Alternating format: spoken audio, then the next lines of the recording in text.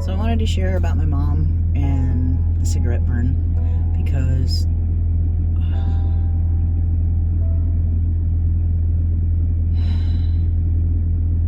while it was yeah, part of me can't even still touch that. I was a baby. I mean, I was little, like, I don't know, 2 or 3 maybe. And this is something that I didn't really like. So how this memory came to me: I'm driving to work. I'm a brand new teacher. I wasn't even a licensed teacher. I was a long-term sub still. Wasn't certified. I'm driving to work and I hear the sound of myself screaming. That little baby scream, that 2-year-old scream, that oh my God scream, that blood-curdling, what the hell just happened scream inside my ears. Like it was my voice screaming inside my head as a baby, little, maybe not a newborn, not an infant, but probably 2 or 3. And yeah, that pretty much freaked me out, and I was running late to work as per usual, because that's my style, or right on time. So I didn't have time to call in a sub or really to let admin know. Bear in mind, I was still a new teacher, and so I went in and I taught. I don't know how I made it through that day. Like, as I was going through the day, I was like, I don't know, how am I doing this? Because it was horrible. And so what happened, because my mom was not, how do I put this? My mom was traumatized. She had severe postpartum depression after I was born. She had depression a lot before I was born, and my poor brother bore the brunt of the majority of that. At any rate, in 1966, if you had postpartum depression, they didn't really know what it was. They used to call it the baby blues. And an experimental treatment for severe postpartum depression was LSD, a brand new experimental drug at the time, and electroshock therapy. So for the first year of my life, my mom went through electroshock therapy and LSD treatments. They were giving my mom LSD. And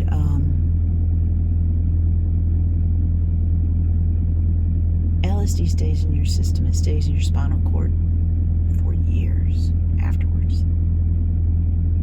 And while my mom had major emotional challenges, she wasn't a bad person. She did bad things, and she felt horrible about them. I know, because we talked about it. I'm not convinced my brother and she ever got. I know my brother never really forgave her.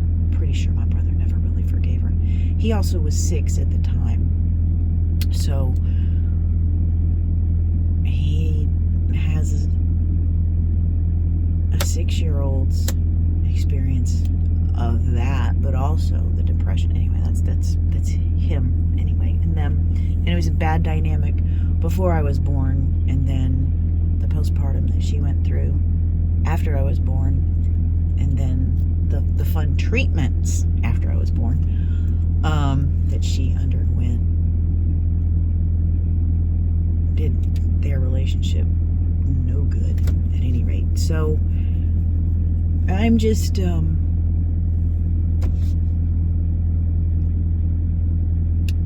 convinced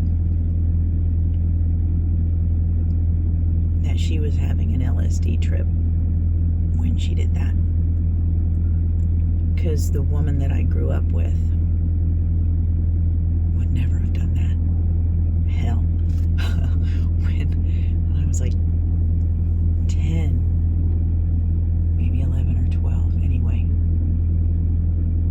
Early teen. She stopped fishing because she couldn't. I mean, we lived on waterfront property. We lived on a bayou.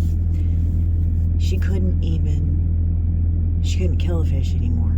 She loved to fish. That was like one of her things, you know. And she just got to where she was so tender-hearted that she went to catch and release. And then after a while, she couldn't even do that. So she stopped fishing altogether because it hurt so much to see the suffering of the fish. So I know that what she did to me was not done by a woman in her right mind. Like anybody in their right mind would burn a baby, right? Nobody in their right mind does that.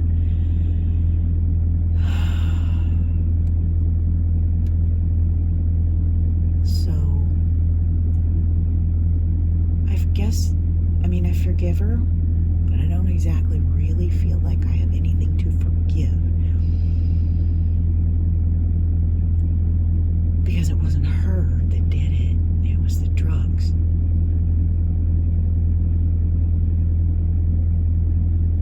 I certainly didn't want it. Obviously would not have condoned it. But to me, just knowing that it wasn't her, I can forgive it. I don't know if I've thoroughly processed that emotionally.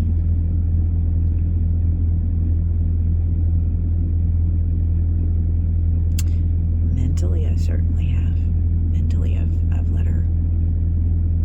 Oh hell, I've forgiven everything that she ever did to me, because there was some scary stuff that went down for a long time in my early childhood. But I've forgiven her, and I loved her. And believe it or not, we had an amazing relationship. My parents, I loved my friends. I brought my friends home to meet my parents because they were so cool to me. I loved them that much. So it's kind of hard to, how do I put it?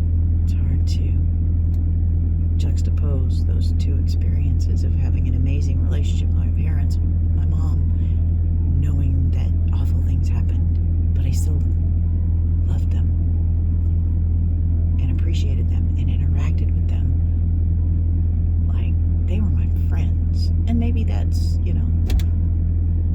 we didn't have boundaries. I'm learning boundaries. I'm actually pretty good at boundaries now. I sucked for a really long time, and my son suffered, and I'm really hoping he figures that out before he has children. I think he has. He's been through counseling. So at any rate, I just had to explain that my mom was not an awful person.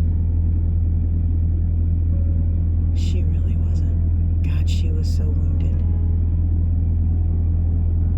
She was so